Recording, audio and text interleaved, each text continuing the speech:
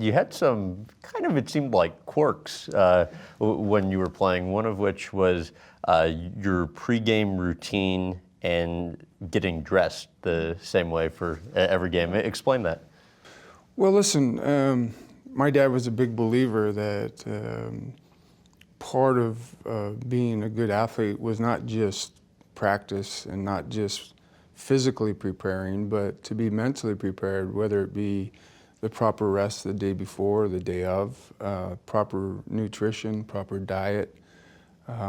He really was a big believer that if you didn't have a proper meal the night before, that physically you couldn't be at your best. And so I never changed my routine my entire career, my entire life.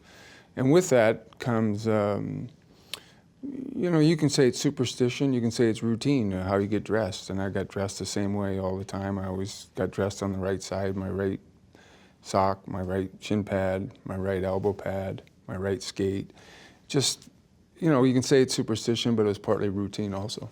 You were talking about your diet, and I mean, stats speak for themselves. You're the most dominant athlete of any sport ever, and I would have thought when reading about you, you had this really unique, specific diet. But then I saw you would sometimes have 4 hot dogs before a game with onions and mustard, or pie, or Diet Coke, or it just wasn't the diet kind of you would expect for the the normal person. I mean, for somebody with your ability.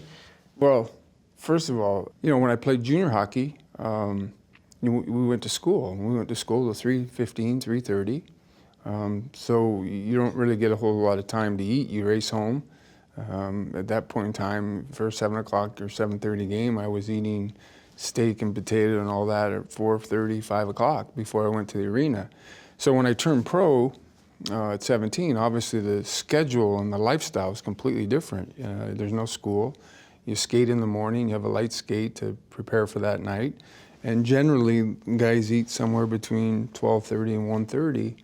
And then sort of rest or sleep or nap or whatever you do to get ready for the game. But I always found that by 4:30, 5 o'clock, I was starving, because my routine was I used to eat at 4:35.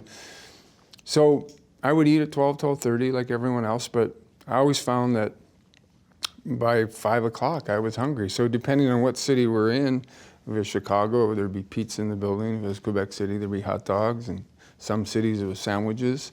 And in those days, we didn't have power bars, and we didn't have Gatorade or Powerade, the energy drinks.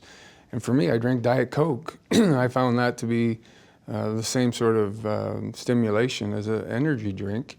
And we had chocolate bars. We didn't have power bars. So if I had a Snickers or any kind of a chocolate bar, I found that gave me energy. And sometimes it lasted throughout the game, and then other times I'd be hungry after the first period or the second period, and I'd have a half a sandwich or just something to give me that little bit of energy. And I never changed from the time I was 6. So I think my body and physically and mentally, I just got so used to it, I had to have it. I understand when you were playing in the NHL, you could tell if the stick was 1/8 of an inch shorter or 1/4 of an ounce off, or the Bauer skate blades were just minimally different. How true is that? No, it's pretty true. It's like, anything else, it becomes second nature to you, because that's your life. I mean, I was in skates as much as I was in probably walking shoes. I was holding a hockey stick as much as I was wearing a toque. You just get so comfortable and so used to it. And, it's no different than probably a baseball player, George Brett, the feel of his baseball bat. Whether it's a guy like Jack Nicklaus with his golf club, if you do it every single day and you grow up doing it all the time, it just becomes second nature to you. And it's not something that I can sit here and say I'm an expert on, but I was an expert on my own equipment and what I felt comfortable with, whether it was my skates, my shin pads, my hockey stick. Consequently, you get so used to it that if there's any kind of a minimal change, it's recognizable, and so kind of throws you off.